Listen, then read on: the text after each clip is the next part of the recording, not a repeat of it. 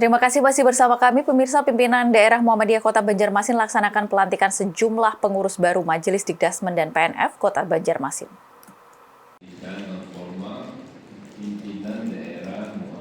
Pimpinan Daerah Muhammadiyah Kota Banjarmasin kembali melaksanakan pelantikan kepada sejumlah kepengurusan baru dari Majelis Dikdasmen dan PNF Kota Banjarmasin. Pelantikan ini dihadiri oleh sejumlah pimpinan yang ada sekota Banjarmasin, baik pimpinan wilayah Muhammadiyah, pimpinan daerah Muhammadiyah, pimpinan Aisyah, Lazismu, Ortom, serta Aum yang berada di sekota Banjarmasin. Majelis Dikdasmen dan PNF yang dilantik pada kegiatan mulai dari cabang 1 sampai cabang 13, karena dari Majelis Dikdasmen dan PNF kota tersebutlah yang akan menjadi tolak ukur keberhasilan pendidikan sekolah, khususnya pendidikan yang ada di kota Banjarmasin, Provinsi Kalimantan Selatan. Tentu, kegiatan ini sendiri bertujuan untuk meningkatkan kembali solidaritas dan kekompakan oleh kepala sekolah-sekolah Muhammadiyah yang ada di kota Banjarmasin, mulai dari tingkat SDMI, SMPMTS, bahkan hingga dari SMA SMK. Hal ini tak lain dan tak bukan merupakan acuan dan anjuran agar para siswa-siswinya untuk membentuk generasi yang unggul dan berkarakter kuat, agar tujuan dengan menerapkan pola yang diajukan oleh Menteri Pendidikan Dasar dan Menengah RI berjalan dengan baik dan sempurna. Pada hari ini kita dalam keadaan sehat walafiat sehingga bisa menghadiri dan sekaligus bersedia dilantik untuk Ketua Majelis Pendidikan Dasar dan Menengah serta Pendidikan Non-Formal.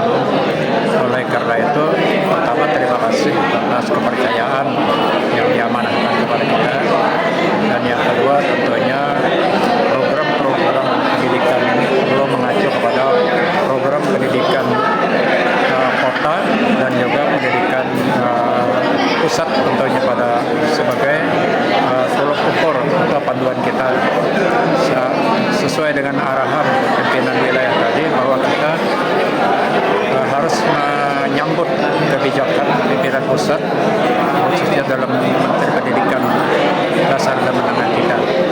Oleh karena itu tentunya kepada pemangku jabatan di sekolah, terutamanya kepala sekolah dan juga guru-guru harus mengikuti kebijakan dan arah pendidikan kita agar pendidikan kita bisa bersaing. Dan tentunya saja di dunia pendidikan ini agak berat, tetapi berat ini kalau kita kerjakan secara bersama-sama insya Allah menjadi ringan.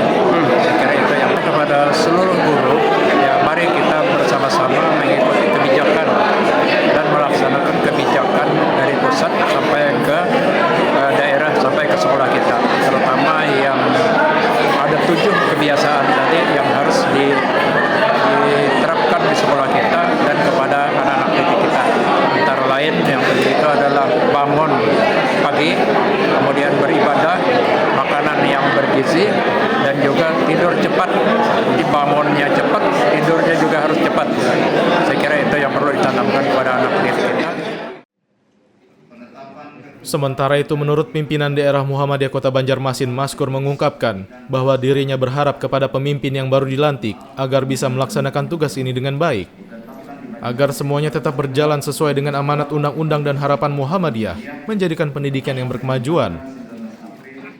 Ya, tentu kita berharap kepada beliau ya bisa melaksanakan tugas ini dengan baik, dan harapan kita karena pendidikan ini kan pilar bagi kemajuan bangsa dan negara, dan juga harapan kita agar beliau selalu bermusyawarah dengan kepala sekolah, mungkin membicarakan masalah-masalah tentang apa yang terjadi di masa sekolah dan bagaimana cara kita sama-sama memecahkan persoalan yang terjadi di sana.